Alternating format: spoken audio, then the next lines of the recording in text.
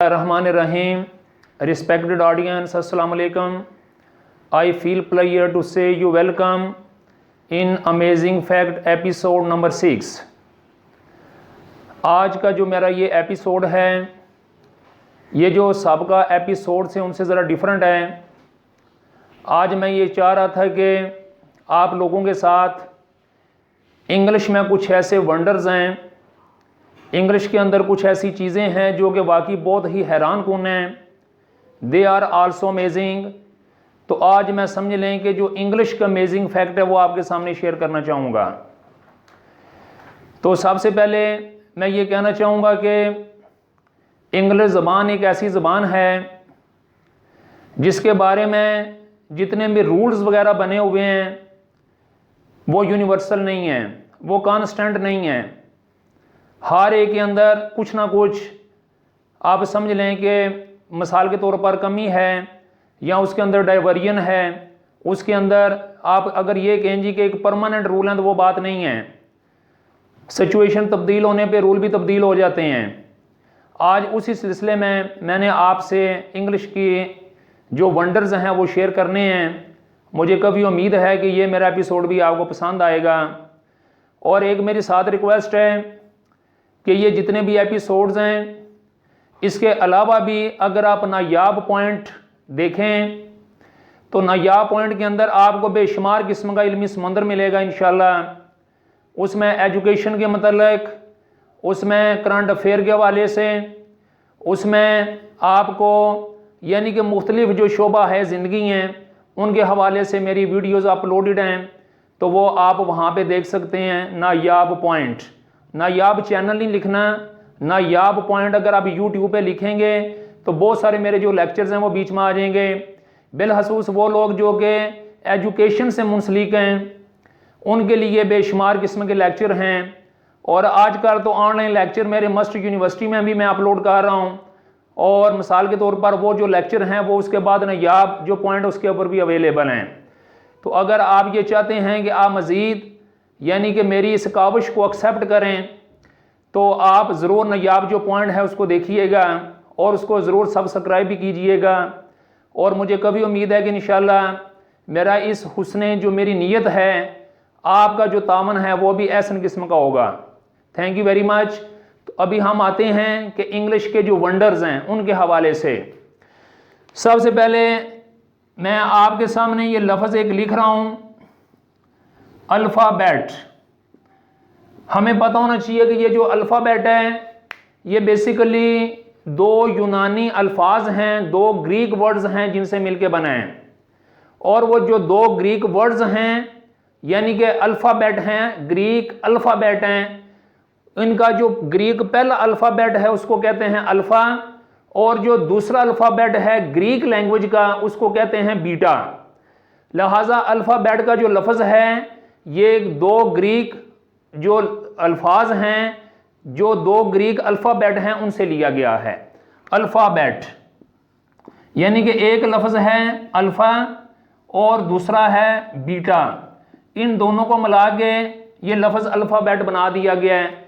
जैसे आपको पता है कि हमारे अल्फ़ाबेट इंग्लिश ज़बान के 26 हैं, उसमें 5 जो हैं ये वाउल्स हैं। तो बात यह है कि अल्फ़ाबेट ये लफ्ज़ बेसिकली ग्रीक लैंग्वेज के जो उनके हरूफ तजी के जो पहले दो लफ्ज़ हैं उनसे दो हरफ हैं उनसे लिया गया है। अब दूसरे नंबर पे आता है एक ऐसा लफ्ज़ इंग्लिश ज़बान में, वो है SET, सेट। ये जो सेट का लफ्ज़ है SET, सेट, इसकी इंग्लिश ज़बान के अंदर 400 डेफिनेशंस बयान की गई हैं। इसको इंग्लिश ज़बान का सबसे बड़ा एलोकेंट वर्ड भी कहा जाता है, सबसे बड़ा यानी कि फसाहत व बलागत वाला लफ्ज़ भी कहा जाता है। इसके हर यानी कि इसके जो मीनिंग हैं वो तकरीबन 400 तक इसके मीनिंग जाते हैं। जिस तरह आप लोग जानते हैं कि अरबी ज़बान दुनिया की सबसे बड़ी एलोकेंट लैंग्वेज है और उसके अंदर एक शेर के लिए 250 लफ्ज़ और एक तलवार के लिए 500 लफ्ज़ इस्तेमाल होते हैं। ये उसकी फसाहत व बलागत है। इसी तरह ये जो लफ्ज़ सेट है इसकी फसाहत व बलागत इस हवाले से है कि इसके अंदर 400 मीनिंग पाए जाते हैं। तो ये भी एक बहुत ही अमेजिंग वर्ड है। उसके बाद जो तीसरा लफ्ज़ मैं आपके सामने ये शेयर करना चाह रहा हूं, वो ज़रा आपने देखना है, अंडरग्राउंड। ये जो अंडरग्राउंड लफ्ज़ है, ये इंग्लिश ज़बान में एक ही लफ्ज़ है जिसका जो आगाज़ है वो भी UND से होता है और जो इख्तिताम है वो भी UND से होता है। इंग्लिश ज़बान में ये सिर्फ एक लफ्ज़ है अंडरग्राउंड, जिसका आगाज़ भी UND से है और इसका जो इख्तिताम है वो भी UND से, इसके अलावा और कोई लफ्ज़ नहीं है। फिर इसी तरह इंग्लिश, तो ये जो लफ्ज़ है ड्रीम्ड, ड्रीम का मतलब होता है ख्वाब देखना, ये उसकी सेकंड और थर्ड फॉर्म है ड्रीम्ड। इंग्लिश ज़बान में ये सिर्फ एक ही लफ्ज़ है ड्रीम्ड जो है, जिसका जो एंडिंग में जो लफ्ज़ आ रहा है वो MT आ रहा है। इसके अलावा किसी भी इंग्लिश के लफ्ज़ के एंड में MT नहीं आएगा। इसी तरह एक और मैं आपके सामने लफ्ज़ शेयर कर रहा हूं,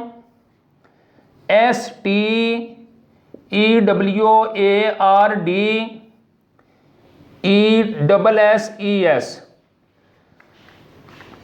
स्ट्यूडेसिस। स्ट्यूडस उस खातून को कहते हैं जो कि हवाई जहाज़ के ऊपर या बहरी जहाज़ के ऊपर लोगों की यानी कि लुक आफ्टर करती है या मिसाल के तौर पर उनकी देखभाल करती है। ये लफ्ज़ आपके सामने है, STEWARDESSES। आप अगर इस लफ्ज़ को ज़रा गौर से देखेंगे तो ये इसके अंदर जितने भी लेटर्स आ रहे हैं, इसके अंदर जितने भी लेटर्स आ रहे हैं, जो कंपोजर होते हैं या जो लोग यानी कि मिसाल के तौर पर टाइपिंग वगैरह जानते हैं, और जिस वक्त आपको पता है कि कीबोर्ड के ऊपर इंसान टाइप कर रहा होता है तो दोनों हाथों से लिख रहा होता है, ये वो लफ्ज़ हैं जो सारे के सारे लेफ्ट हैंड से लिखे जाते हैं। इनमें कोई भी लफ्ज़ ऐसा नहीं है जो कि यानी कि आपके दाएं हाथ से लिखा जाए, यानी राइट से नहीं, बल्कि STEWARDESSES ये सारे के सारे जो लेटर्स हैं ये लेफ्ट हैंड से लिखे जाते हैं। इनमें कोई भी, हालांकि आपको पता है कि बहुत सारे लफ्ज़ हम राइट हैंड से भी लिखते हैं, लेकिन कानूनी तौर पर जिस वक्त इंसान मतलब ये है कि कंपोजिंग वगैरह कर रहा होता है या वो इस चीज़ को सीख रहा होता है, मिसाल के तौर पर बहुत सारे लोगों ने ये टाइपिंग सीखी होगी, तो एक रूल होता है जिसके मुताबिक सीखी जाती है। उस रूल के तहत कुछ जो लेटर्स होते हैं वो आपने लेफ्ट हैंड से लिखने होते हैं और कुछ आपने राइट हैंड से लिखने होते हैं। लेकिन ये लफ्ज़ ऐसा है इंग्लिश ज़बान का जो सारे का सारा लेफ्ट हैंड से लिखा जाता है। उसके बाद आगे एक और लफ्ज़ आ रहे हैं, FACETIOUS, और दूसरा लफ्ज़ है ABSTEMIOUS। ये दो लफ्ज़ फसीशियस और एब्स्टीमियस। फसीशियस ये इंग्लिश ज़बान के अंदर ये सिर्फ दो लफ्ज़ हैं, ज़रा गौर करनी है आपने। इन दो लफ्ज़ों के अंदर, इन दो वर्ड्स के अंदर जो वाउल हैं AEIOU, ये सारे के सारे इन दोनों अल्फाज के अंदर मौजूद हैं। These are only two words in English language, in English literature सिर्फ दो लफ्ज़ हैं, फसीशियस और एब्स्टीमियस। इसमें आप देख सकते हैं AEIOU ये चारों वाउल्स मौजूद हैं, और इसमें भी AEIOU इसमें भी चारों वाउल्स मौजूद हैं। उसके बाद आगे भी चलते हैं, एक और लफ्ज़ है क्याऊ, क्याऊ। इस क्याऊ का मतलब होता है कतार, यानी कि लाइन वगैरह, कतार बनाना।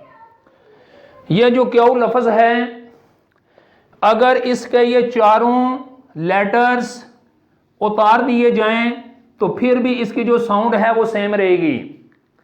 यानी अगर इसके चारों, यानी कि जो इसके अल्फ़ाबेट हैं ये चारों, इसके वाउल्स अगर उतार भी दिए जाएं तो फिर भी इसकी जो साउंड है वो सेम रहेगी।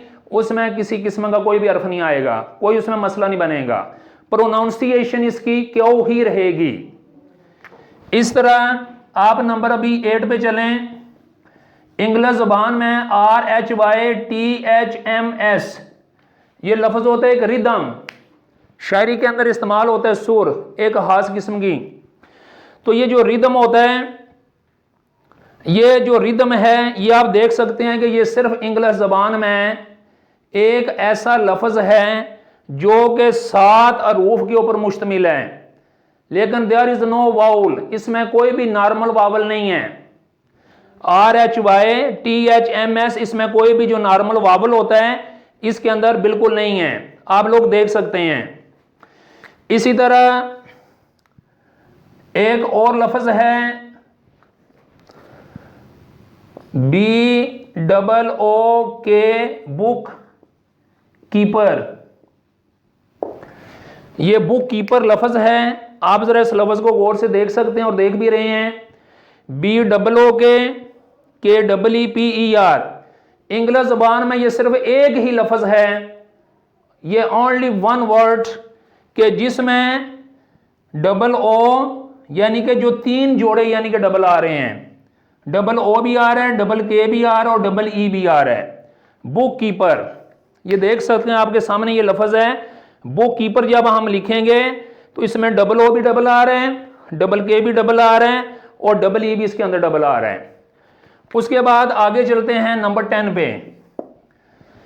मैं ये अभी एक लफ्ज लिख रहा हूं, आपने जरा गौर करनी है इसके ऊपर। SUBCONTINENTAL ये लफ्ज जरा गौर से देखें आप। सब कॉन्टिनेंटल, यकीनन आपको ये लफ्ज नजर आ रहा होगा, सब कॉन्टिनेंटल, SUBCONTINENTAL। इसके अंदर जो मेजिंग चीज है, जो मेजिंग फैक्ट है इसके अंदर, वो ये है कि इसके अंदर जो वाउल्स आ रहे हैं वो रिवर्स ऑर्डर में आ रहे हैं। रिवर्स ऑर्डर में इनके अंदर ये देख लें, ये ई है, AEIOU, इसके अंदर रिवर्स ऑर्डर में यानी कि सारे के सारे ये जो वाउल्स हैं ये इस्तेमाल हो रहे हैं। इसके बाद आगे एक और लफ्ज है कि सबसे ज्यादा है, यानी कि जो लेटर्स हैं, जो अल्फाबेट हैं ए से लेके जी तक, इसमें जो हमारे पास इंग्लिश का लिटरेचर है सबसे ज्यादा द मोस्ट यूज्ड वर्ड कौन सा है, द मोस्ट यूज्ड लेटर कौन सा है, द मोस्ट यूज्ड लेटर, ये आपको पता होना चाहिए। द मोस्ट यूज्ड लेटर कौन सा है, वो है ई। ई जो है इंग्लिश जुबान में सबसे ज्यादा इस्तेमाल हुआ है, ई। और द लीस्ट यूज्ड लेटर, सबसे कम कौन सा लेटर इस्तेमाल हुआ है, वो आपको पता होना चाहिए, या पता होगा क्यों। इंग्लिश जुबान में सबसे ज्यादा इस्तेमाल होने वाला जो अल्फाबेट है वो ई है, और सबसे कम इस्तेमाल होने वाला जो है वो क्यू है। तो मुझे उम्मीद है कि आप लोगों ने अभी ये सारे, मैं अभी इसको ये मिटाने लगा हूं, इसलिए आप लोग एक नज़र इसको देख लें। अल्फाबेट ये दो जो ग्रीक वर्ड हैं उनके हरूफ तजी के पहले हर्फ हैं। सेट, इसके अंदर सबसे ज्यादा डेफिनेशन पाई जाती है, इसके अंदर स्कोप सबसे ज्यादा है, इसके अंदर एलोकेंसी है। अंडरग्राउंड में शुरू में भी UND और आखिर पे भी NDR, और इंग्लिश में ये एक ही लफ्ज है। आगे स्टूडेंट्स, ये जो स्टूडेंट्स लफ्ज आ रहा है इसको भी आप लोग देख सकते हैं। यानी कि मैंने आपको जैसे इसके बारे में बताया है कि ये इंग्लिश जुबान में ये वाहिद लफ्ज है जो कि सारे का सारा लेफ्ट हैंड से लिखा जाता है, टाइप किया जाता है। फिर ये लफ्ज है फसीशियस और एब्स्टीमियस, ये वो लफ्ज हैं दोनों, ये सिर्फ दो लफ्ज हैं जिनके अंदर सही अल्फाबेटिकल ऑर्डर में AEIOU आ रहे हैं, इसके अंदर भी और इसके अंदर भी। फिर क्यू है, मैंने बताया ये क्यू एक ऐसा लफ्ज है अगर इसके बाकी जो रूफ हैं 4 उतार दिए जाएं फिर भी इसकी प्रोनाउंसिएशन में कोई फर्क नहीं पड़ेगा। उसके बाद ये लफ्ज रिदम है, ये रिदम वो लफ्ज है जिसके अंदर कोई भी नॉर्मल वावल नहीं है, वाउल नहीं है इसके अंदर। फिर आगे ये लफ्ज बुक कीपर है, इसके अंदर OO, KK और EE ये 3 हरूफ हैं जो कि डबल यानी कि आ रहे हैं।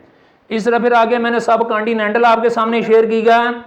इसके अंदर जो सब कॉन्टिनेंटल है इसके अंदर रिवर्स ऑर्डर के साथ वावल आ रहे हैं, AEIOU। फिर उसके बाद मैंने आपसे शेयर किया कि इंग्लिश ज़बान में सबसे ज़्यादा इस्तेमाल होने वाला जो हर्फ है, जो लेटर है, वो ई है, और सबसे कम इस्तेमाल होने वाला जो है वो क्यू है। मुझे उम्मीद है ये आपको समझ आ रही होगी। अभी ये मैं मिटाने जा रहा हूँ, उससे फिर आगे बात करता हूँ। तो इसी तरह आगे जो मज़ीद इसके आगे नंबर 12 पे मैं एक ऐसा लफ्ज़ लिख रहा हूँ, देयर इन।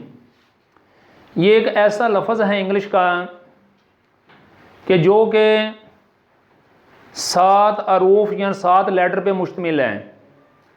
लेकिन अभी ज़रा देखना इस एक लफ्ज़ से मज़ीद कितने लफ्ज़ बग़ैर यानी कि तरतीब के साथ हम यानी कि बना सकते हैं। ज़रा देखना, THED ये बना सकते हैं, THERE देयर बना सकते हैं, HERE हेयर बना सकते हैं, ERE एर बना सकते हैं, REIN रेन ये बना सकते हैं। फिर सिर्फ इन लफ्ज़ भी बना सकते हैं। फिर हेयर इन भी बना सकते हैं, हेयर इन। आप ज़रा देखेंगे ये 7 हरूफी लफ्ज़ है और इसमें हमने एक लफ्ज़ बनाया दी, देयर, हेयर, एर, रेन, इन, हेयर। और इसके अलावा यानी कि 7 लफ्ज़ों पर मुश्तमिल है। और साथ इसमें हम एक और भी बना सकते हैं, HE ही। यानी कि ये वाहिद ऐसा लफ्ज़ है कि बग़ैर रीअरेंजिंग ऑर्डर हम इसे तकरीबन 8 लफ्ज़ बना सकते हैं, देयर इन। अच्छा, उसके बाद आगे है 4 लफ्ज़ मैं आपके सामने ऐसे लिख रहा हूं जो इंग्लिश के अंदर हैं, और वो चारों के चारों जो अल्फाज हैं उनका जो इख्तिताम है वो DOUS से होता है। वो सिर्फ इंग्लिश में 4 लफ्ज़ हैं, इसके अलावा और कोई भी नहीं है। उसमें नंबर 1 पे आ जाएगा TREMENDOUS tremendous, HORRENDOUS horrendous, STUPENDOUS stupendous, HAZARDOUS हैज़डस। ये 4 लफ्ज़ you can see they are ending position DOUS, DOUS, DOUS and DOUS। ये 4 लफ्ज़ हैं। इनके जो आखिर के 4 हरूफ हैं, जो लेटर्स हैं, वो DOUS हैं। इसके अलावा इंग्लिश में किसी और यानी कि कहीं भी ये लफ्ज़ इस्तेमाल नहीं होते। उसके बाद आपके सामने अभी आप सोच रहे होंगे, बल्कि जब मैं बताऊंगा तो फिर सोचेंगे कि इंग्लिश का सबसे लेंथी वर्ड कौन सा है, उसके अंदर कितने लेटर्स हैं। मैं अभी लिखने लगा हूं, आपने तवज्जो देनी है। PNEUMONOULP RAMICROSCO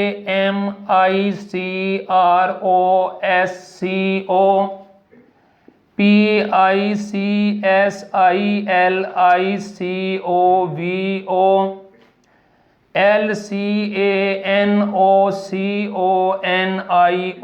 LCANOCONIOSIS। ये एक लफ्ज़ है न्यूमोना प्री मैक्रोस्को सिलिकोवोलोनोकोनियस।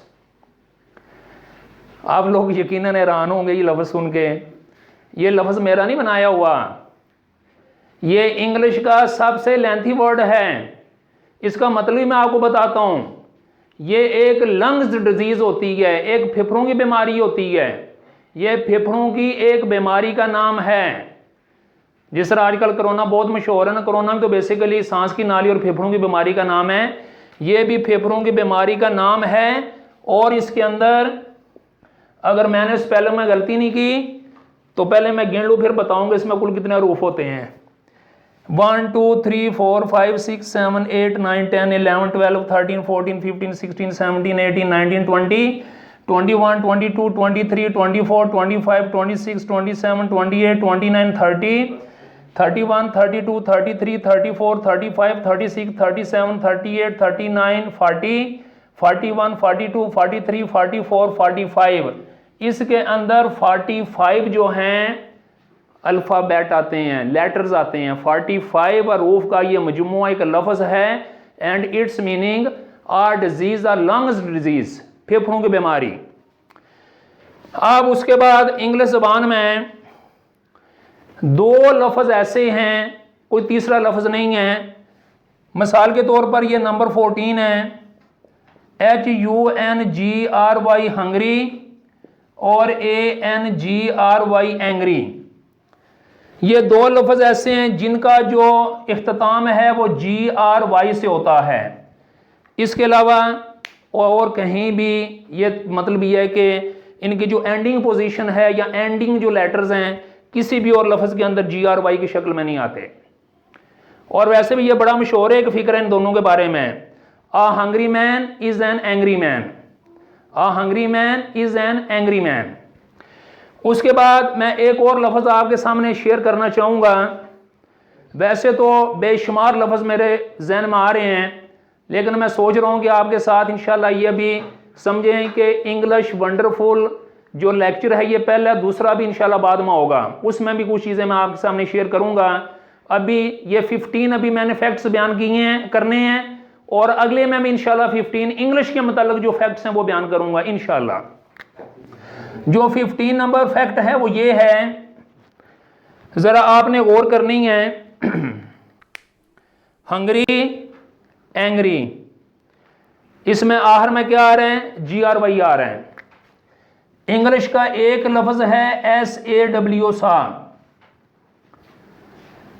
अब मैं एक सेंटेंस बनाऊंगा जिसमें इसी सा को मैं 4 टाइम इस्तेमाल करूंगा, और इंशाल्लाह अगले लेक्चर में मैं इसी सा को 7 बार एक फिक्रे में इस्तेमाल करूंगा। लेकिन आज पहला लेक्चर है, इसी सेंटेंस लफ्ज़ को मैं 4 यानी कि एक ही सेंटेंस के अंदर 4 जगहों पर इसके मुख्तलिफ मीनिंग के साथ इस्तेमाल करूंगा।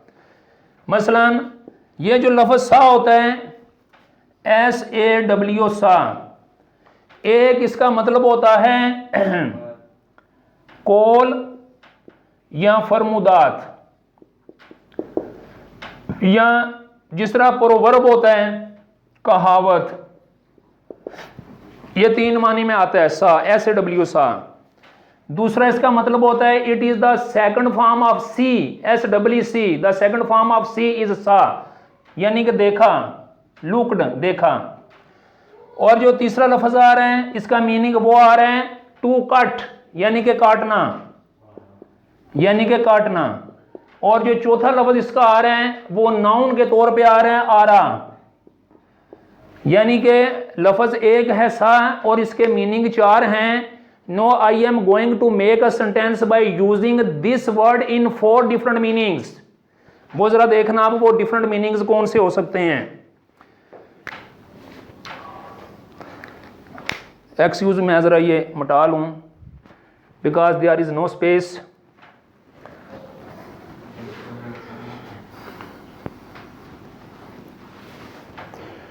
वो है